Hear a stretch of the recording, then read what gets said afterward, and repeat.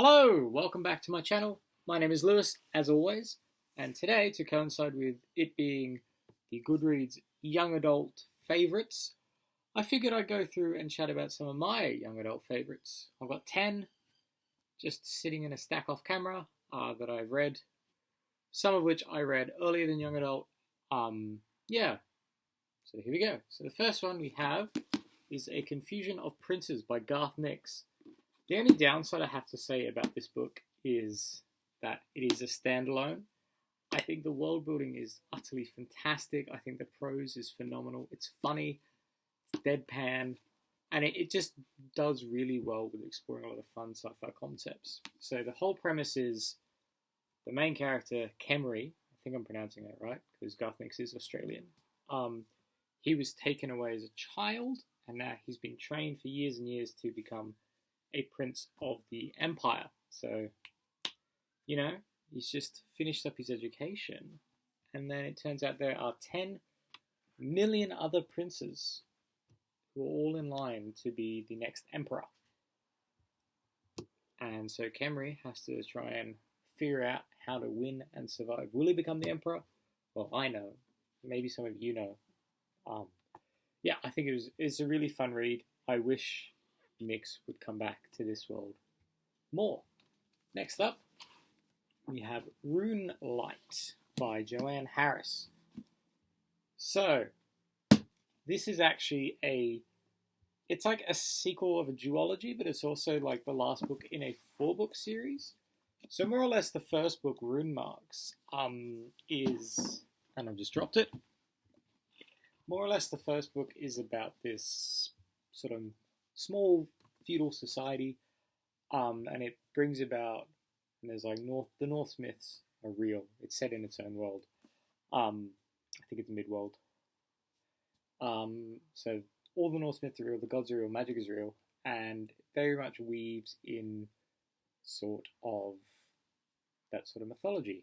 In this version, Maggie is actually one of the twin sons of Thor. Actually a daughter. Her sister pops up in this one, and this one is about dealing with Ragnarok.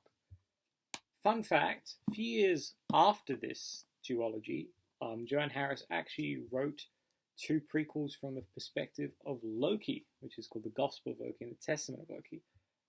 And those 2 actually, I didn't know until I got to the end of the Testament, I think it's the second one, that they actually tied into the world. So yeah, it's fun, it's cool, it plays a lot of tropes, and the characters are all incredibly believable. Next up, Goliath by Scott Westerfeld. My god, what a fun series. I actually had a retrospective. I went back earlier in the year and read the whole trilogy. Do they stand up? So the whole premise of the Leviathan trilogy, which is the first one, and then there's Behemoth, which is the second one, it's supposed to be an alternate history World War One, but instead of it being, as it was, men on the ground, it's these genetically engineered Darwinists who are the Allies, or the Allied stand-ins. And then you have the Clankers, which are the Axis stand-ins, a bit more steampunky. So it's actually really fun. Goliath is the 3rd book of the novel, and it deals with Nikola Tesla, the end of the war. And it has a lot of great twists and payoffs that have been set off. Like we have our 2 main characters, Alec, who's the lost son of the Austro-Hungarian prince, Franz Ferdinand. And then we have Darren, who's actually moonlighting as Dylan, because women weren't allowed to serve in the Air Force. And there's a lot of great payoffs, and I think it's fantastic. This here, Spooks Revenge, the 13th book in the Wardstone Chronicles. I don't see a lot of people talk about the Wardstone Chronicles. I think that's really upsetting, because I think they're great. It's this great blend of historical fiction with magical realism. It's set in this sort of dark age, early medieval England. And there's a side adventure to Greece and Ireland. Later books, and then up into Siberia-esque Russia in one of them.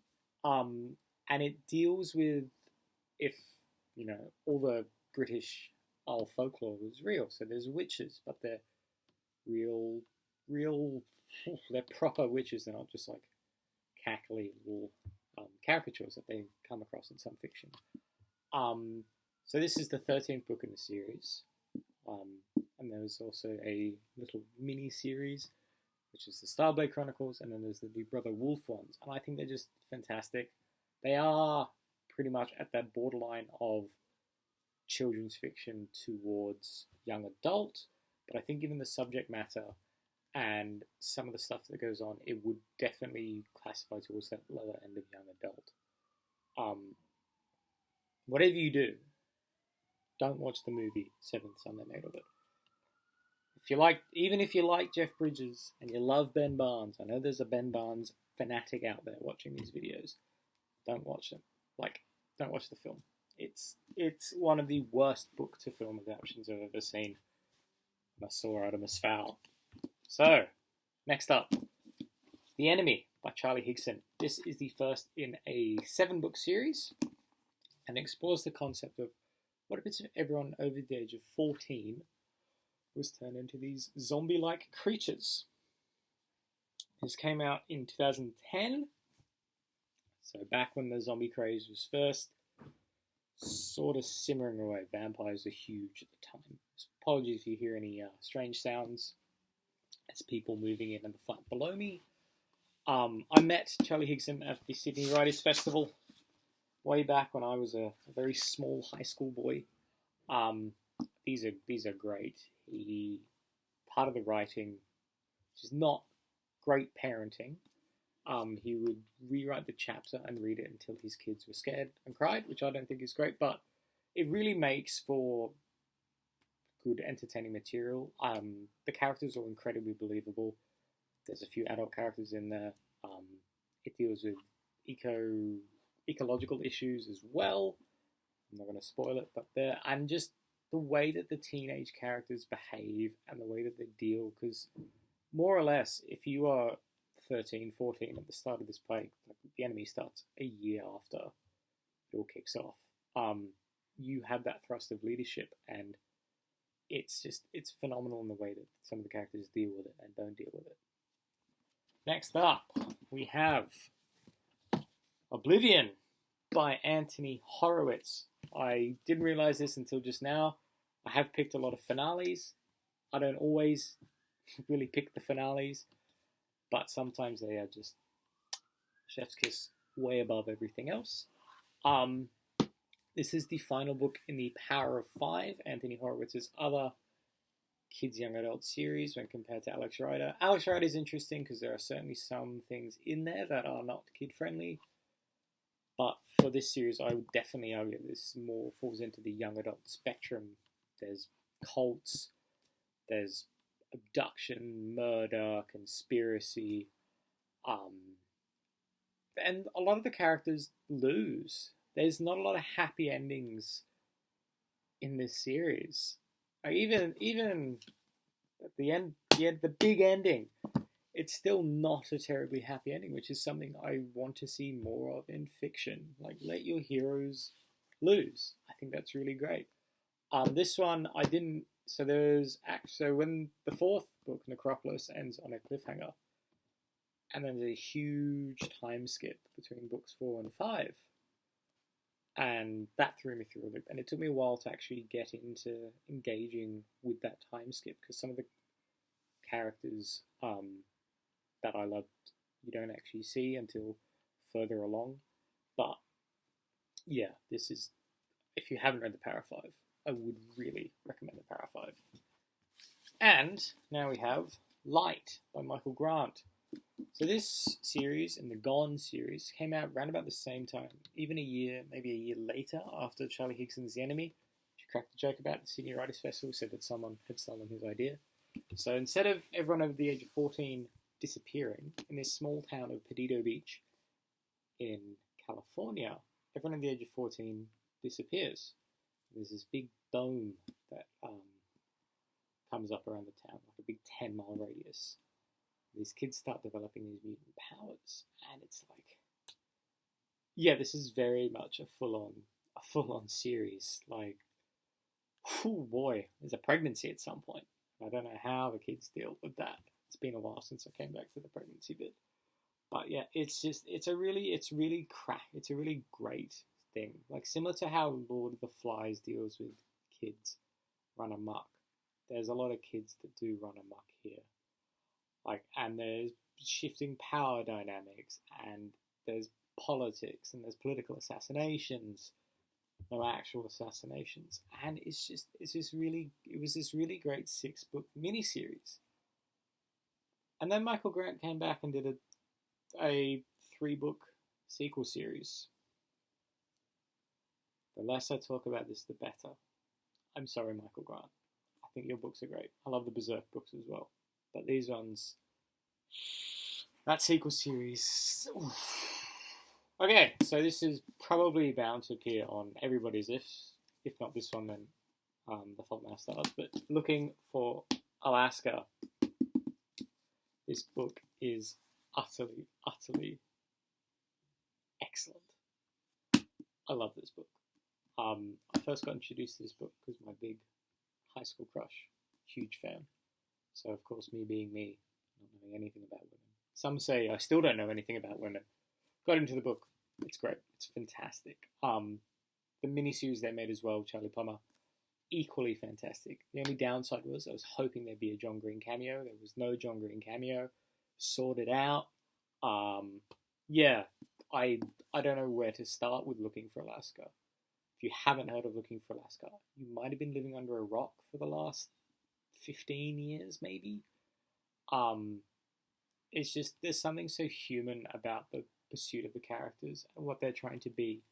Like, they are trying to break that mold of becoming an adult and becoming a person, but they're still united by this fleeting summer of invincibility that teenagers have, and at some point you lose, and you don't realize it's gone until it's gone, more or less. And I think it's a fantastic novel. And in this edition, it really talks about where the inspiration for Hat came from. So John Green wanted to write this novel for a while, and it wasn't until after 9/11 where people would have that before-after split of where they were before, where they were after, where they were playing in that social memory, that the book really came along. And I think it's phenomenal. If you haven't read it, you're doing a disservice to young adult literature. I mean, there's a lot of disservices to young adult literature, the after books, and many of the other stuff that gets published from Wattpad. But anyway, we move. Inheritance by Chris Paolini. Big, beefy tome of a novel. Met Chris at a Supernova, which is like Australian Comic-Con, 2012. Great guy. If you haven't heard of the Aragon books, again, you might have been living under a rock. The first one, I will admit, is a bit derivative, but he was 15 when he wrote the book, which I think is still a magnificent achievement to do. This one really ties in a lot of the loose threads that have been set up, but leaves a few little teasers for what to come next. Sometimes there's a few chapters in this one and the previous book, Brisinga, that I come back to just to read the chapter because I think they're just utterly exceptional. The scene in Brisinga where he is forging the sword. This one here, he fights Galbatorix right at the end. Obviously, he fights Galbatorix because this is the last book in the novel, the series. The final chapter, some of the ones where it's just quiet moments of reflection. I think Chris Paolini really has come leaps and bounds as an author. To Sleep in a Sea of Stars, which was a sci-fi novel from last year, was also really good. And I'm looking forward to when he comes back to Alagasia, because I think it'll be great. And so the final book on my favourite young adult novels, Hovercar Racer by Matthew Reilly. Now, when I work in a bookstore, it's one of the books I recommend for when it's like, oh, my teenage boy doesn't read. I give them Matthew Reilly. Matthew Reilly does something that not a lot of authors, at least in my experience, can do. He writes books in which it's not a transcribed action film. where some thrillers might be. But he writes with enough verve and pizzazz, and just there's like this frenetic pulse underneath each word and each chapter choice that allows you to make your own action film inside your mind, while also working within the constraints of what Reilly has done. I think he's a fantastic guy. He had a street legal DeLorean. He has a Han Solo and Carbonite in his office. I think he's fantastic. My first Matthew Reilly novel was actually Seven Ancient Wonders, which is over there. So I'm a big Jack West fan, big Scarecrow fan, but I think Hovercar Racer is a really good introduction into his style, because if you don't enjoy that breakneck sort of thing, even the tournament, which is about the chess tournament, still has that style. If you're not a fan of his style, then Hovercar Racer is a good one. This one is also the book that I come back to the most out of his, if not Five Greatest Warriors for some reason. I just really love Five Greatest Warriors. It's heartwarming. When I'm feeling down, I will come back to it. It's my go-to pick-me-up, because there's just something so pure and so wholesome about the story of Jason Chaser, who is our main character. Yeah, so that is it for this week. Next week, not sure what I'm going to do. I'll see what happens, see what I'm vibing. As always, let me know what content you want to see. Don't forget to like and subscribe, and I'll see you next time.